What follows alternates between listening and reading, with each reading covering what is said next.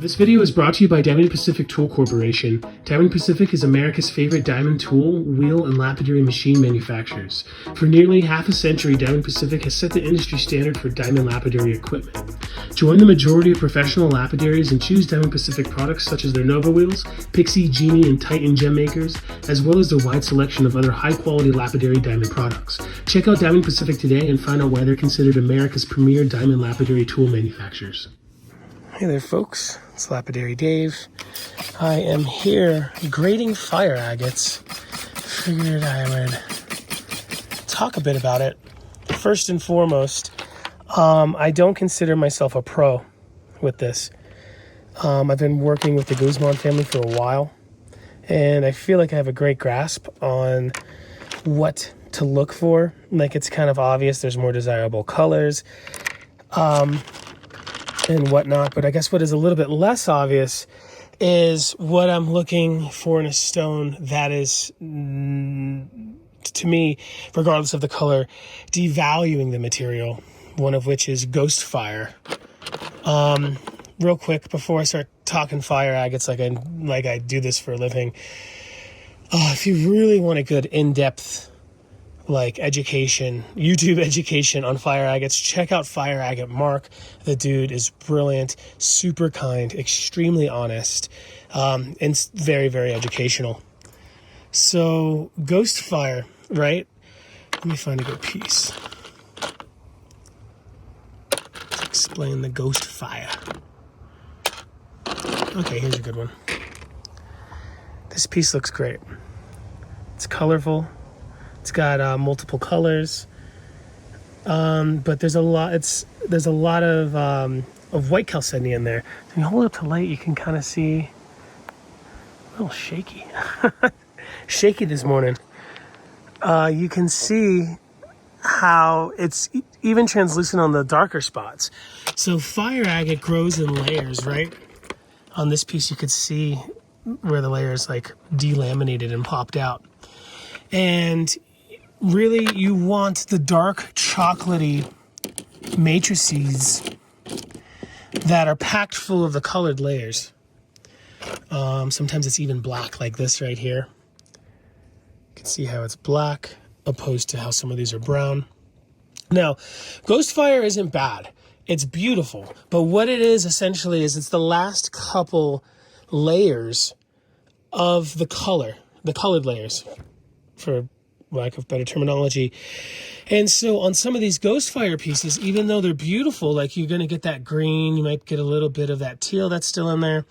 You're probably not going to be able to pull out too many other colored layers, which is what I think a lot of people the finer artists in fire agate want to do. On a dark chocolatey matrix full of those colored layers, you can actually chase specific colors.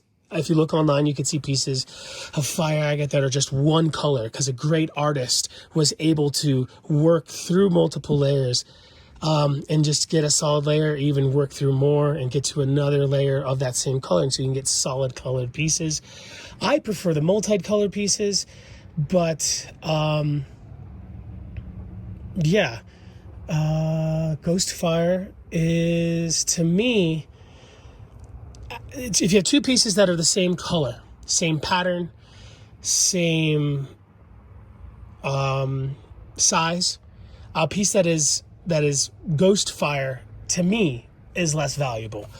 Now, I have people all the time when I do fire agate sales who say, I love the ghost fire, Dave. I don't mind those colors. I want what's on the surface. I'm going to make cabochons, or I'm just going to have them as specimens. Give them to me. And I understand that. But when I'm grading, that is something that I'm keeping in mind, is that I slightly devalue them, I guess. Like this piece here, great looking piece, super bright, lots of chalcedony there. Looks like there are some good chocolatey layers there, but on one side it's chocolatey, the other side it's kind of thin. So to me, if you wanted a pure colored piece, this is the money's on half of the stone or less. So this would be a $13 piece to me, where if it was a little bit more solid with less ghost fire, this would probably be a $15 to $20 piece. Same with this one here. It's a $13 piece. If it didn't have the thinner layer on one side where it could actually be worked into a better piece at the end of the day, that would probably be $20. Now this piece for $13 easily can cut a $45 stone. That's just kind of the cool thing about fire agate. It's that it's pretty lucrative in the right artist's hands. There's videos that I have from years back of showing off $1 pieces from Mr. Guzman's stock that a pro contour carved, and made the best stone possible out of those $1 pieces, and turned them into $100 to $250 pieces from $1 stock. So in the right hands, yeah, it can be really lucrative. And even for the beginner, right? Like, you're going to get something beautiful. It's going to be hard not to double your money. And if you ruin it, it's going to be hard not to at least make your money back. And it's a lot more forgiving than opal color bars, right? Which can be paper thin. These can be paper thin, but usually if there's stacked layers, you'll get some kind of color underneath it. It's hard to completely wipe away a stone that has color if it's not a ghost fire piece. Let me find a very ghosty piece that definitely just has all that it has on the surface, and that is it. This is a great example. So that looks pretty. But if you zip through that color, there might be no color at the end of it. There's a little bit of purple in there, blues, greens, orange, and gold. But if you zipped through that, there might be nothing left. So this piece, in my opinion, even though it's beautiful, probably worth, I don't know, wholesale maybe 10 to 15 bucks. I don't even think that I would put this in front of my customers on Sunday as $13, but just saying, this would make a good cabochon. But all you see is what you get with that color. It's not a guarantee. You might be able to get a little bit more, but it does look like it's the last one or two colored layers, even though it has a great pattern and really interesting color. Also, what I'm looking for when I'm grading is brightness.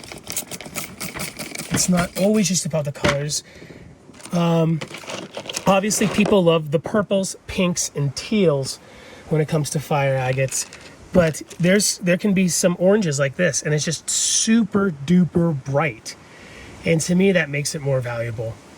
Some of these pieces in here that I would charge, $13 for, could have bright pieces in there, but they're just underneath small layers of chalcedony, clear chalcedony, so it's more work. Yeah, and since we're selling rough, I think what is on the surface is really important. Like this one's super bright, definitely almost a ghost fire piece, or it has ghost fire, but it's just got really desirable colors. It's got the super rare magenta in there.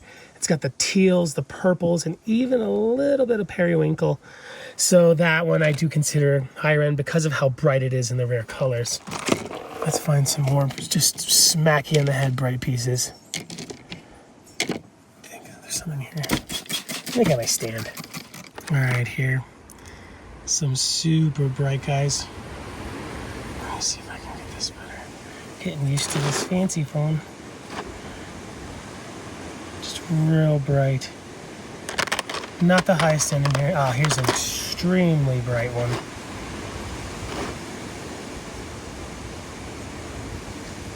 This one would make a really good carver.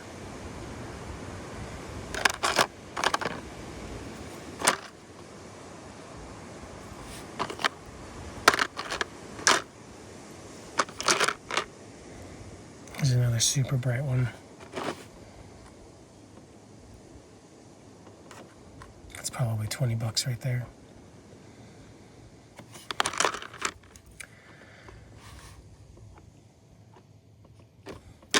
Yeah, and that's what I'm doing. So, all right. So those of you that are new to the channel and haven't heard of these AZ Dent products, you can find these on eBay. They're a Mexican dental company, diamond impregnated rubber or something. They're very affordable. I think it's $55 now for this 5-piece set. And I have videos of Sweet Jim polishing a fire agate piece straight from the rough diamond burr to finished glossy stone in about 2.5 minutes, I believe. Maybe it was a little bit longer. But these are a great set for entry-level fire agate carving. They only come in one shape. This is the Ford Focus, where Diashine is the Mercedes. This will get you to work. It will get you home safely, and it'll get you there on time.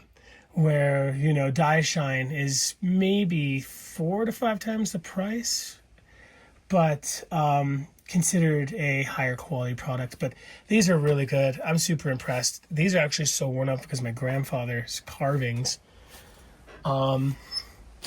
Yeah, my grandpa makes all kinds of cool stuff. He carves a lot of Mayan influence stuff. Here's something that he didn't finish. Cool purple jade Quetzalcoatl.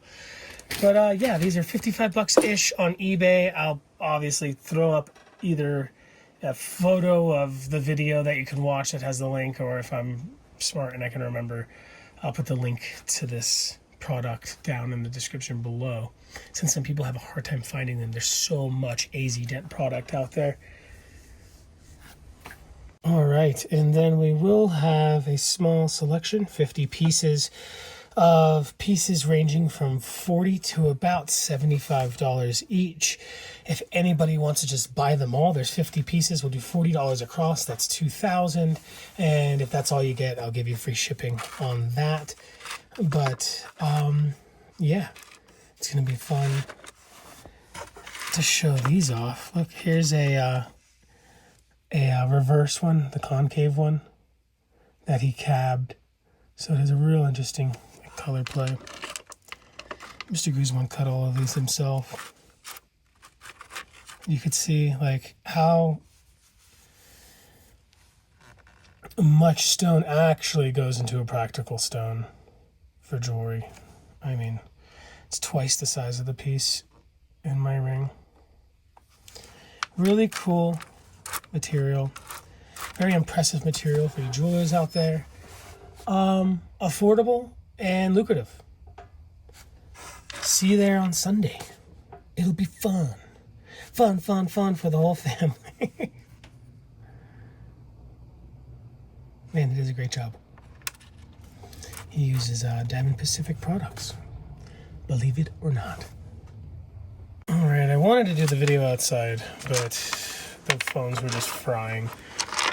So, here is an example of good pieces with weird zoning, which even though it's good, it's more like a specimen, so I feel like it devalues it. Like if that color and pattern was in the middle, that'd probably be a good $25 piece. But since it's on the side, it's definitely more of a specimen. Same with this, extremely bright, that can easily be cut out. Actually, this is probably a bad example. That's a great one. Just it's on a weird, funky host. Here's a good example. Extremely bright, real cool, solid color, but just in a weird spot. Like there is color in there, so you could work that away. But when we're looking at face value and grading and charging money for face value, I would say this is a weird zoning piece. Weird zoned piece. This is a really cool one. All ghost fire. Great greens, great purples, but just all ghost fire. What you see is what you get. But it's kind of cool since it's been like cleaved or whatever. It's been like it popped out of something and there was a reverse, kind of like this. How this is a reverse. All of those are concave. All those little orby spots.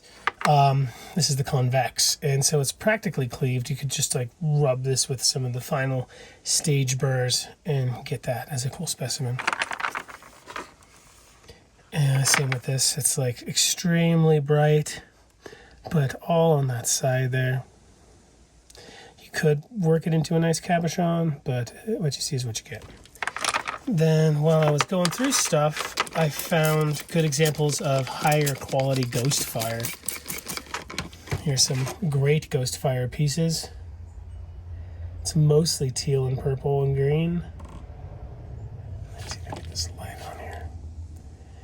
Beta. It would make a great cabochon, but what you see is what you get.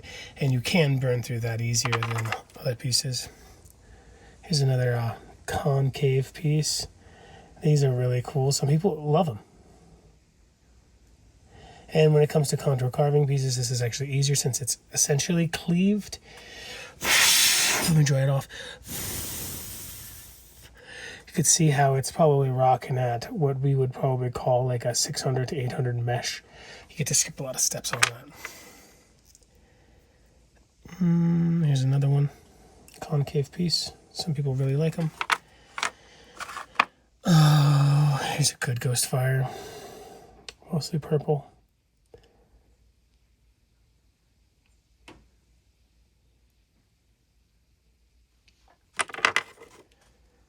Here's a great ghost fire piece.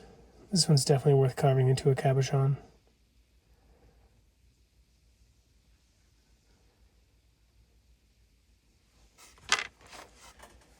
This one's cool. The ghost fire is like yellow. The chalcedony is tinted, so it was on its way to being the dark chocolatey goodness.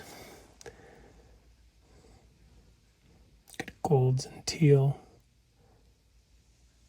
The chalcedony is yellow.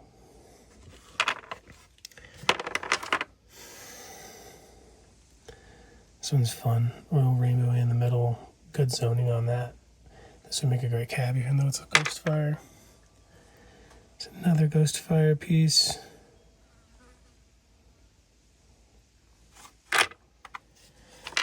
And all right, so besides those few points, when it comes to grading, I also look for like unique pieces. Like this one here. It's not the most colorful, but the color layers are like around, are inside like this fortification here. And that's really cool to see like the agate patterns inside of an agate that we don't really think of having those patterns. I mean, it's still an agate. It absolutely does. You know, when the fire agate comes out of the ground, it's not small like this for the most part. They come out of like boulders and then they process this. All of these have been processed. Like, even though it's not polished, you could tell he took that to a wheel. In fact, I believe, if I'm not mistaken, Mr. Guzman uses a stone wheel, a silicon carbide wheel, which is cool because it leaves less scratches at an aggressive grit. You could see here it's almost doesn't have any scratches at what is essentially, 80 grit. But this piece is cool. Definitely special. It's not the most colorful piece, but it's just got that really cool agate pattern in the middle and then different layers curling into that. So that's special to me. This is a really fun one. The color's just everywhere. You could whack that off right there and make a good cabochon. But I think this would just be like a carver's playhouse here, just working all the different bubbles out there. And so this is definitely a good one for a carver. Lots and lots of potential for that. And then the Saginite. Some pieces have great saginetic spray. Now, this is not going to be something you'd be like, hey, Dave, can I get $60 worth of saginetic fire agate? Like, I'm not going to put them all together when I see them because they're all different grades. There's some saginetic pieces that I wouldn't even sell for $4. This one is really cool. I think this one's worth at least $15 because of the color on the bottom of it. But some of these can get really, really saginetic. I found one other piece, but I accidentally put it back somewhere. So when I come across them, I'll definitely point them out during the sale. But some people love the saginetic fire agate because the saginetic needles pick up the color play.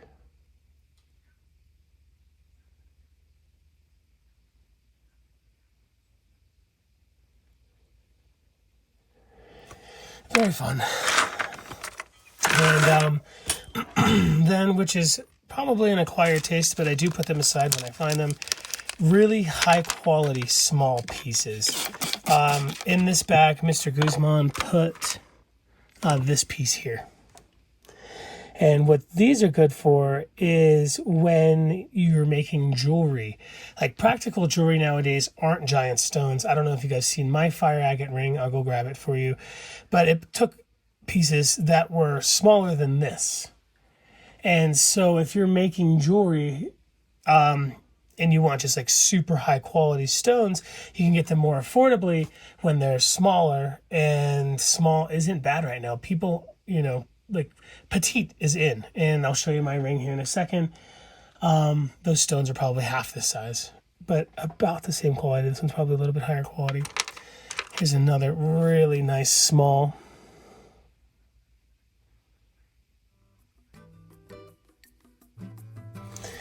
And this one's, I would say, the lowest quality of the three, but it's just that the layer that's on that botryoidal thingy is just so solid. It looks like a Christmas ornament. And definitely just worth being in a little bag with its brothers and sisters. And when I come across those, I'll get more of those for those of you that are into that. Here is my gold fire agate ring made with those smalls. I got in Tucson this year. Everyone loves this ring. I love this ring. A lot of my friends always talk about which way it should be worn. I wear it like this. But some people say it should be worn like this, as if it was some kind of horseshoe. It doesn't matter. I don't wear rings very often. I have a really nice ring that my friend made me out of a piece of Uzbekistan turquoise that I made, and I wear this. I don't even wear notches anymore, even though I have more than ever before. Very, very, very, very cool ring. God, Mr. Guzman. Anyway, Sunday, I guess let's start at like noon. Noon on Sunday. I don't want to eat up your day. Not that I have anything going on Sunday, but I guess just so that I can have some of my day. If you haven't paid the Mojave Dave Duncan sale, make sure to do that before you join in on the fire agate sale. I do have a small list of people I need a message to let them know that, hey, did we mess up the email or something? A couple of you let me know during my last vertical live. Yeah, I don't do the fire agate sales very often, even though I have some of the coolest material from the OG. The Guzman family are the family that discovered this material. I don't remember if it's Mr. Guzman's grandfather or his father that discovered the material, but it was one of them. And I just like sending that dude money. I make very little money off of these sales working with the Guzman family, but they let my grandmother vend with them. And they take care of my grandmother when I'm in Tucson running around doing dumb stuff and trying to make good videos with you guys. So I love to give back to such a caring family. If you've ever met Mr. Guzman, you know he is the definition of genuine. The guy is stunning. His children are stunning. Just real deal, salt of the earth, rock people. Live the material, breathe the material, work the material.